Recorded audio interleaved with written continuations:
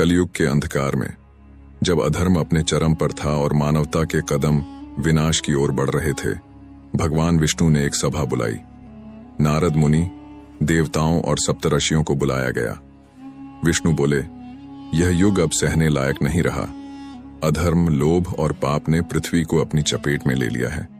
मुझे अपना 10वां अवतार लेना होगा। नारद मुस्कुराए, प्रभु, कल की अवतार का समय तो आपने पहले ही तय कर रखा है, लेकिन एक सवाल है, इस युग में आपका अवतार कौन से रूप में होगा? तलवार चलाने वाले योद्धा, घोड़े पर सवार महायोद्धा, या कुछ और?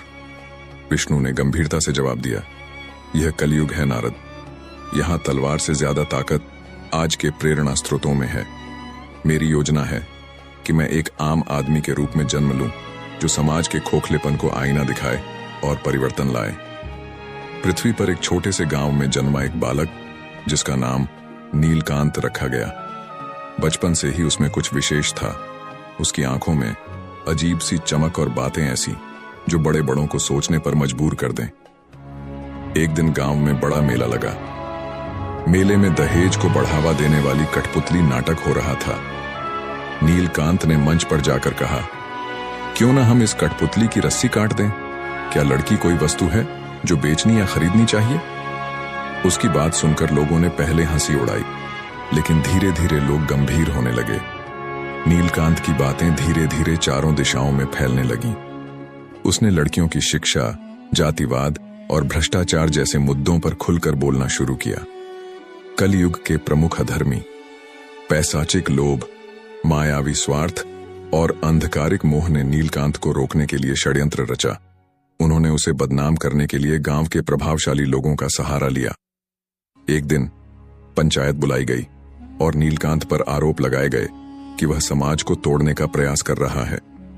नारद ने यह दृश्य स्वर्ग से देखा और कहा, प्रभु, लगता है आपका अवतार बहुत मुश्किल में है। आप कुछ करेंगे या मैं नीचे जाऊं और एक सुपरहिट कीर्तन से सबका ध्यान भटकाऊं? विष्णु बोले, अभी समय नहीं आया। कठिनाई का सामना ही नायक को पूर्ण बनाता है। पंचायत में नीलकांत को सजा सुनाई गई, गांव छोड़कर जाने की। वह गांव से निकला, लेकिन जाते जाते उसने कहा, मैं वापस लौटूंगा, और जब लौटूंगा तो तुम सब खुद अपनी सच्चाई से सामना करोगे। कुछ महीनों बाद गांव में भयंकर सूखा पड़ा। कोई पूजा, तंत्र मंत्र काम नहीं आया। तभी नीलकांत ने वापस लौटकर सबको संगठित किया। उसने वैज्ञानिक तरीकों से जल संरक्षण सिखाया, पेड़ लगाए और मेहनत से गांव को बचाया। लोग उसके सामने झुक गए। जब नीलकांत ने 30 वर्ष की आयु में पूरे देश में धर्म और न्याय का संदेश फैलाना शुरू किया, तो अधर्मी शक्तियां क्रोधित हो गईं। उन्होंने एक आखिरी बार उसे हराने की योजना बनाई। नीलकांत को एक विशाल महासभा में बुलाया गया, जहां उसे प्रलोभन दिया गया। सत्ता, धन और प्रसिद्धि तुम्हें मिलेगी, बस हमें हमारे काम करने दो। नीलकांत मुस्कुराया और बोला, मैं धन से नहीं, धर्म से चलता हूं, और धर्म का मतलब है सत्य। तुम सत्य को नहीं हरा सकते। ये कहते ही नीलकांत का तेज बढ़ने लगा। उसकी आवाज गूंजने लगी, मैं वही हूं जिसका इंतजार था। मैं कल की हूं और यह अधर्म का अंत है। अधर्मी शक्तियां भस्म हो गईं और एक नई शुरुआत हुई। नीलकांत, या कहें भगवान विष्णु का कल की अवतार, हमें एक संदेश देकर गए। परिवर्तन किसी चमत्कार से नहीं, बल्कि सच्चाई और मेहनत से होता है। नीलकांत, या कहें कल की के गायब हो जाने के बाद लोग एक नए उत्साह के साथ अपने जीवन को बदलने में लग गए। हर तरफ सत्य, ज्ञान और धर्म की एक नई लहर दौड़ पड़ी। लेकिन कलयुग था, और यह युग इतना आसानी से हार मानने वाला नहीं था। अधर्म की छोटी छोटी चिंगारियां अभी भी कुछ जगहों पर सुलग रही थीं। गांव के एक कोने में एक बूढ़े ब्राह्मण ने सोचा, यह कल की भी तो एक इंसान था। उसने हमें बदला, लेकिन दुनिया को पूरी तरह बदलना नामुमकिन है। धीरे धीरे यह सोच फिर से लोगों के मन में घर करने लगी। कुछ वर्षों बाद समाज में फिर से स्वार्थ और लोभ ने जड़ें जमानी शुरू कर दी। दहेज प्रथा फिर लौटने लगी।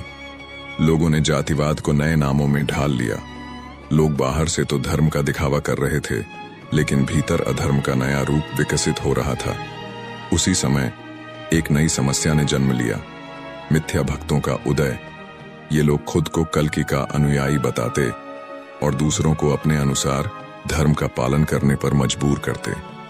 उन्होंने कल्कि के नाम पर एक नया व्यापार शुरू कर दिया। कल्कि चमत्कार मंत्र के नाम पर झूठे तंत्र मंत्र और पूजा का प्रचार होने लगा। स्वर्ग में देवताओं की सभा फिर से बुलाई गई। नारद मुनि ने विष्णु से कहा, प्रभु, लगता है आपका 10वां अवतार भी अधर्म को जड़ से नहीं मिटा सका। कलयुग के लोग तो वही कर रहे हैं जो उन्होंने हमेशा किया, सत्य को अपनाने का दिखावा और भीतर अधर्म का पालन। नारद, यह तो कलयुग का स्वभाव है। मैंने अपना कर्तव्य निभाया, लेकिन अंततः उन्हें ही अपनी यात्रा पूरी करनी होगी। अगर वे फिर से अंधकार में जाएंगे तो इसका समाधान भी उन्हें ही ढूंढना होगा। नारद थोड़ा चिंतित हो गए, लेकिन प्रभु, क्या यह संभव है? क्या मनुष्य कभी सच्चे धर्म के मार्ग पर चल पाएंगे?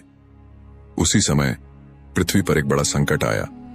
एक शक्तिशाली तूफान ने गांवों को बर्बाद करना शुरू कर दिया। पानी के बहाव में खेत बह गए, पेड़ गिरने लगे और लोगों का जीना मुश्किल हो गया। लोग फिर से घबराए हुए कल्कि को पुकारने लगे।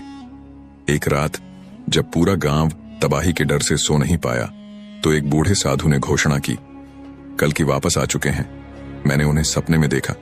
वह हमें बचाने के लिए लौटे हैं। अगली सुबह गांव के बीच में एक अद्भुत घटना हुई। उसी जगह जहां नीलकांत पहली बार बैठकर धर्म का प्रचार किया था, एक विशाल अश्व, घोड़ा प्रकट हुआ। उसकी आंखों से दिव्य प्रकाश निकल रहा था और वह नीलकांत का प्रतीक बन गया। लेकिन यह घोड़ा केवल प्रतीक नहीं था, यह एक परीक्षा थी। नीलकांत ने अपनी दिव्य शक्ति से इस घोड़े के माध्यम से लोगों को संदेश दिया, तुम्हें अपनी नियति खुद तय करनी होगी। या तो अपने अधर्म को त्याग दो और एकता और सत्य के मार्ग पर चलो, या फिर यह प्रलय तुम्हें खत्म कर देगा।